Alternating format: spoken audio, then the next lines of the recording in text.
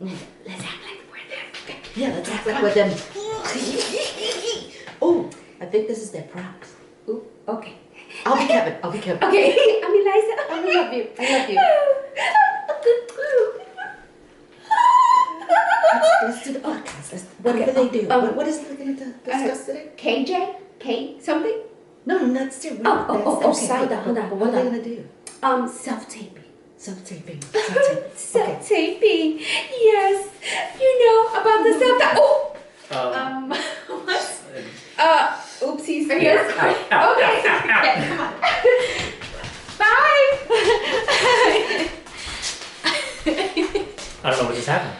I'm not sure either. Okay. Anyway. Hey guys. Welcome. Yes, of course. Welcome. Welcome to our Christmas episode. Yay! Yay! It's Christmas. Yes, My it's favorite. Christmas. I love Christmas. Yeah, I love Christmas too. It's officially Christmas. Okay, Okay. so what are we talking about? So today we're going to talk about self-tapes. So seeing as how self-tapes have been becoming very popular over the years, but have been really the main way of auditioning during COVID, we figured, why not talk about self-tapes? Yay! So what are your experiences with self-tapes before you explain exactly what they are? Right, so basically self-tapes, like from a definition standpoint, self-tapes are where you literally tape yourself, where you're, instead of doing an audition where you go to the place and then you give you sides and you read it and yada yada, so self-tapes, you basically do that all on your own. You talk to a camera and you have somebody read the lines for you, and then you send it to a casting director, and so they can look at it and kind of just makes the audition totally virtual.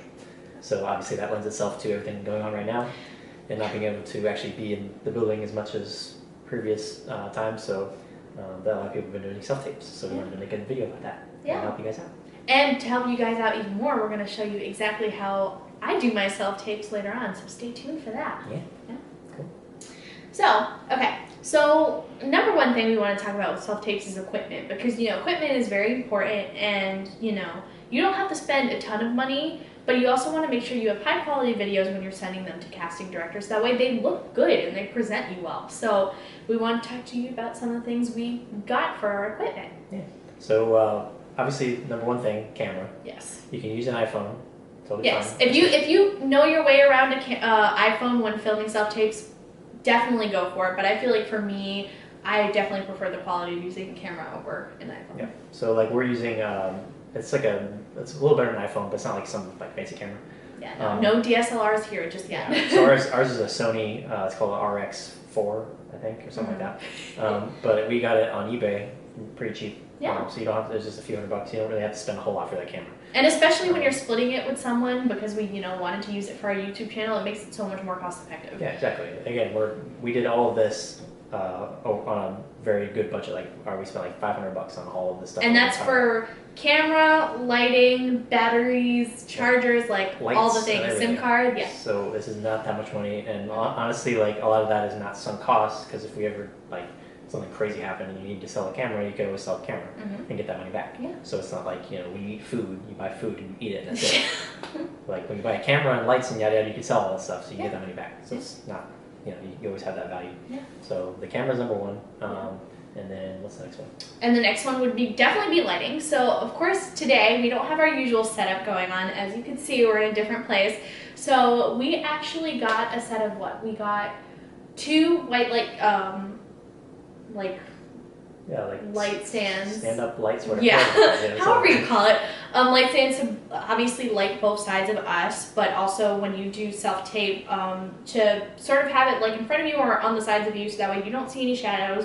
Your face is very well lit, so you can clearly see everything. Yeah, and so those are good. Those are cheap. Those were maybe $20. Yeah, I think the light stand itself was $20, and then the light bulbs we just got some were bulbs. We got the colored bulbs, which were like $20. So yeah, it was so, I don't know, $60 or $80. So if you really need to get one light stand for self-tapes, that's okay, $20, and then a single light bulb would maybe be 10 mO, so $30 right there for your lighting, and then you're done. Yeah, so it's pretty simple. Keep it simple. You don't really need anything crazy. So that's what we did. Works good for us. So what are some other things? So one thing to consider is sound. I mean, iPhone sound is fine. You could get a mic, a little louder mic if you want, but it's up to you. But the important thing is background. So in self-tape, you want to have a plain background. You don't want to have anything. Less is more, for sure. and you can speak on like what your experiences are and with that and stuff if you want. So with sound, definitely, yeah, make sure nothing's going on. And sometimes when you hear the recording back, I would definitely make sure you do that, because sometimes there might be static going on or whatever, and that's when it's really nice to have editing software like iMovie, which I will harp on all day. Especially if you have a Mac computer or an iPhone, definitely use iMovie because it's free, and it definitely can help you with editing for your self-tapes or any footage that you're making for reels or whatever you're using it for. So sound is definitely a big one because you don't want any distractions going on in your videos. Also, another biggie is your background. So sometimes you can go out and get a backdrop. They have some really cheap deals on Amazon for like big backdrops that you get, whether it's a green screen or like a white screen, whatever it is. But I usually just use a plain wall, even if it's a small one. Like usually you can zoom in on the camera and use just that small bit of space where no one's gonna see anything distracting in the background. But whether it's like, it could really be any color. I usually prefer to use like a white or like a natural tone background. But something where it just focuses on you. There's nothing distracting going on behind you, like no clocks, no paintings, nothing like that. And it really gives the casting director time to just look at you, focus on the acting, and that's it. That's all you really need. If there's anything else in the background, they're going to be looking at that and not Yeah. your emoting and whatever you're portraying emotionally. Yeah. So yeah, just keep it plain. Yeah. So now that we talked about the basic things you'll need to get before doing your self-tapes, now we're going to go show you how, at least I film my self-tapes when doing it on the weekly basis, I feel like. So let's go check that out. Let's go. Yeah. Okay, so today this is the space I'm going to be using for my self-tape. Normally I don't use this specific space, but we're using what we have today. As you can see in the left corner, I have my tripod and I have my phone. Now, normally I wouldn't use my phone, I would use my camera just because it's better quality, especially for self-tapes. You want to give the best quality you possibly can. And I have it pointed at a blank wall. Now, this is very important because you don't want to have anything distracting, and even though you do see other things on the wall currently, when you zoom in, as we'll show you in a minute, you're not going to see any of that. You're just going to see the blank wall, which is what casting directors like to see, and we'll have the perfect space for a self-tape. So right now I'm showing you what you would see normally behind the camera. Again, we're using my phone just for right now to show you. I also want to point out is the fact that my iPhone is horizontal. Now, unless otherwise specified, normally any casting director or anyone who's looking to cast you for a project would want to see a horizontal frame for your self-tape. Sometimes they will ask otherwise for you to slate in a vertical slate, or they would ask for a full body picture, but normally the standard is a horizontal. Okay guys, so now we're really going to focus on what you should actually be seeing on the self-tape when you send it to casting directors. So one of the really big things is how you're framing yourself. So I can't really do it with the space that I'm in right now, but you ideally want to have like to the bottom of your ribs or about like to your midsection here, to the top of your head and a little bit of space above. Some people don't care if you have the space above, but sometimes it's nice just to have a little bit of air so that way you could really see yourself in the space that's being viewed on the screen. Another big thing is you really want to have a very blank background. It doesn't matter what color it is, but as long as it's blank. That way when a casting director is watching you, they don't want to get distracted by, the shadow that's going on, or if there's a clock back here, any of that stuff, or any movement, just anything.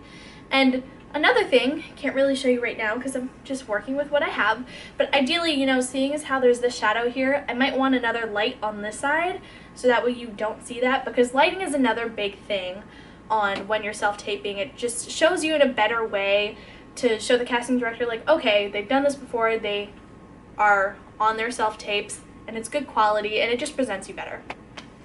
So another thing we're going to talk about is eye lines. So when you're doing a self-tape, you don't really want to stare at a casting director like you wouldn't in real life. So you don't want to look directly at the camera. Ideally, you're going to want to look just on the sides of the camera. So I'm going to look right here, and if I have more than one person, I'm going to also look right about here. So that way I'm not staring at the person that would ideally hopefully be casting me. I'm going to look at the other characters that I'm imagining from the scene. So I'm going to look here, and then if I have another person, I'm going to look here. I'm not going to look directly at the camera at any point in time. Then, acting on film is very different from theater because theater is very big. You're playing to a much larger audience, whereas in acting, you're playing to the people viewing the screen, which is ideally going to be a lot smaller. So you want to focus having the acting going on in your eyes. You're not going to do a bunch of movements. You're not going to be all crazy with voice, with physique, just in the eyes. Make sure it's really big, really intentional, and just focus on those points from A to B. Okay guys, and that's what we have for you. So make sure you put them into practice for next time you have an audition, and good luck. Hopefully your self-tapes will be great. Okay guys, so hope that was really fun for you guys to see how at least I film my self-tapes and things that I've been taught, so I'd love to share that with you guys. Hopefully it was really useful, really clear, but of course if you have any questions, like always, please put it in the description box and we will make sure we get to answer your questions as soon as possible. Yeah, just let us know anything you guys need. We're here for you, always, and we want you guys to have a very, very Merry Christmas. Yes, and all the other happy holidays and Happy New Year's, yes. Please be sure to like and subscribe if you like the video. Of course, and like, comment, subscribe, all the things. It really helps us grow this channel. We have some very, very big plans next year for this channel. So the support means a lot to us, and we love having you. So. Yes, and make sure you stay tuned. Yeah. See you guys.